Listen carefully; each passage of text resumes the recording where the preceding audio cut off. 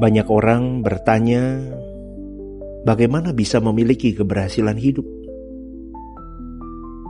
Bagaimana bisa memiliki sukses yang sejati, sukses yang sesungguhnya? Saudaraku, tahukah ternyata rahasianya hanyalah ketika kita tidak memiliki agenda kita sendiri.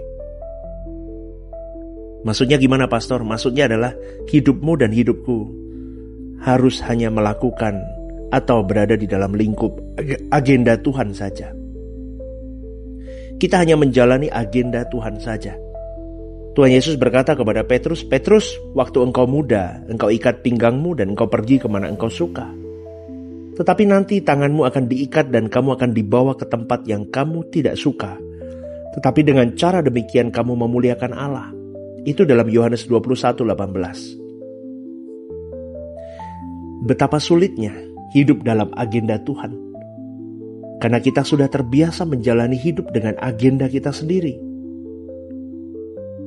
Mungkin kita pernah punya tekad untuk benar-benar hidup menurut kehendak Tuhan, tapi ternyata di dalam perjalanan hidup, bagaimana memenuhi apa yang Tuhan kehendaki, yaitu hidup dalam agenda Tuhan, itu perlu waktu yang panjang sekali. Ada pengikisan yang terus-menerus, digores terus-menerus, penggerusan terus-menerus, sampai kemudian kita mengerti, kita rela di dalam diri kita bahwa aku mau hidup dalam agendanya Tuhan.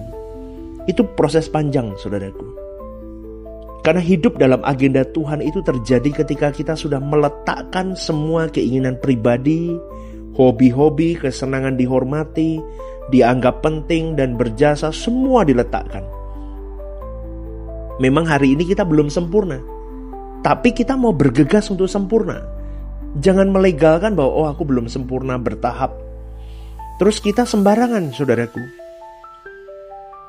Kita harus mau belajar mengerti bahwa tidak ada kehidupan yang sukses, yang berhasil selain hidup di dalam covering Tuhan. Amin, saudaraku. Pada umumnya orang masih hidup dengan kemampuannya sendiri, agendanya sendiri.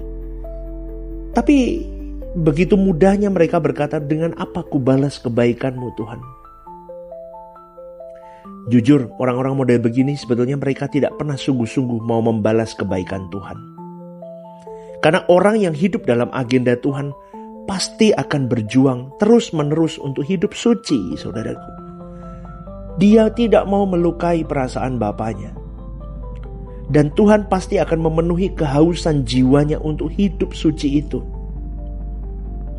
Hidup suci itu berarti berjuang memiliki karakter Yesus. Tidak ada standar kesucian selain Tuhan kita Yesus Kristus, saudaraku.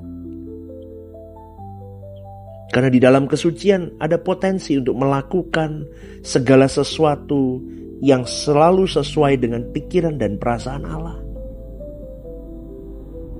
Orang model begini tidak punya agenda sendiri.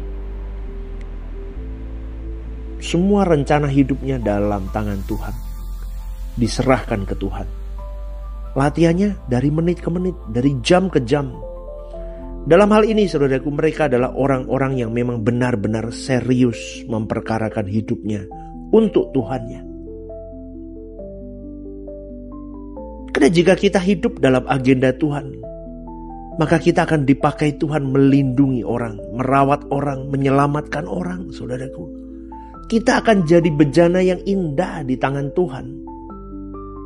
Dulu ketika kita masih hidup dalam agenda pribadi, Tuhan tidak mempercayakan banyak kepada kita. Tuhan mempercayakan banyak kepada orang lain, dan orang lain melindungi dan memelihara kita. Tetapi sekarang setelah kita mulai bisa dipercaya oleh Tuhan, jadilah orang kepercayaan Tuhan yang luar biasa, supaya kita bisa memelihara dan menjaga orang lain melalui hidup kita. Amin, saudaraku. Dan lebih hebatnya lagi, lebih dahsyatnya lagi, adalah menjaga orang dari kebinasaan. Kita bawa sebanyak mungkin jiwa-jiwa masuk dalam kebenaran, masuk dalam langit baru, bumi baru, supaya mereka tidak binasa. Karena kalau memelihara orang hanya dari masa depan yang supaya tidak terpuruk di bumi ini, orang dunia juga bisa lakuin. Tapi itu harus kita lakukan, bukan tidak. Tetapi kita harus berjuang lebih dari itu. Kita bukan hanya menyelamatkan ketika dia hidup di bumi ini, tapi kita menyelamatkan hidup mereka di kekekalan. Amin, saudaraku.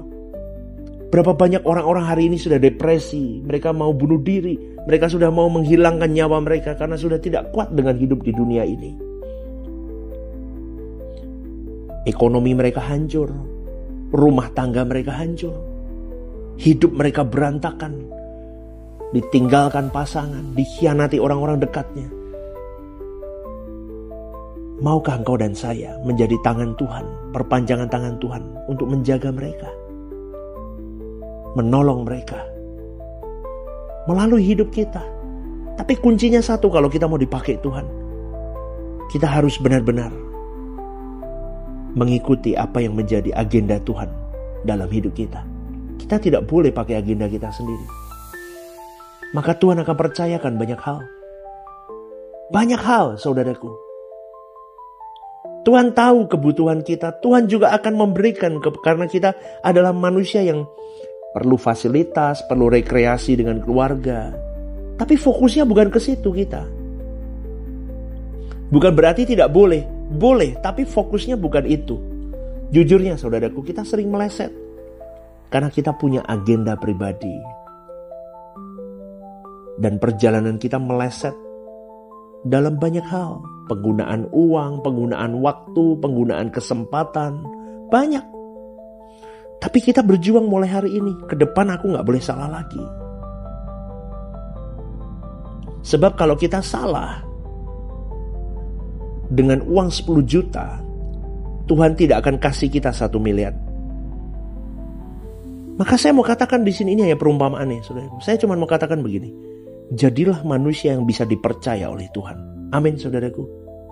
Dalam semua lini hidupmu harus bisa dipercaya. Kalau hari ini pemimpinmu mempercayakan jabatan kepada dirimu, gunakan jabatan itu dengan baik.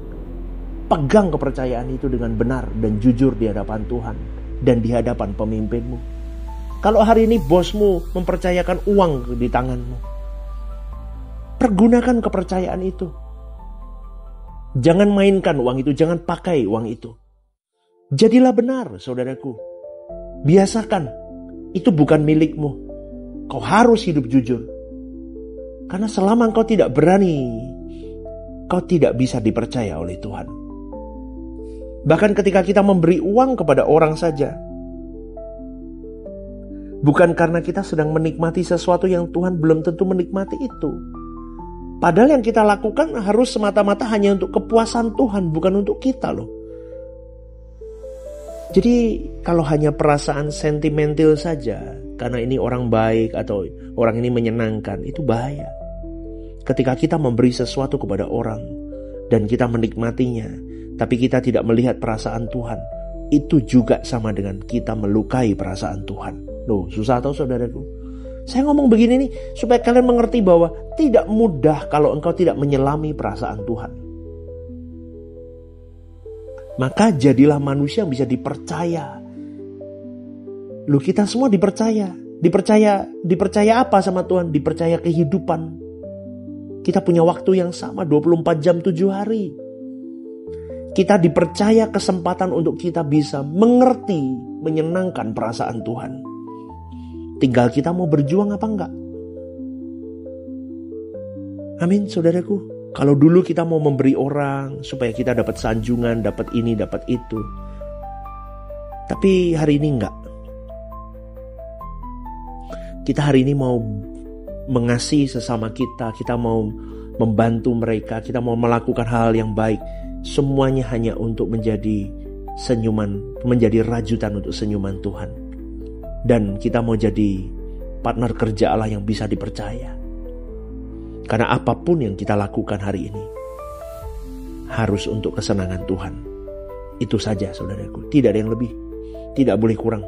Kita harus bisa dipercaya oleh Tuhan. Kita harus jadi kesenangan Tuhan. Maka itulah kesuksesan yang tiada tara dalam hidup di bumi maupun di kekekalan. Amin, saudaraku. Kita berjuang, fokus akan hal ini, dan jadilah benar. Tuhan memberkati.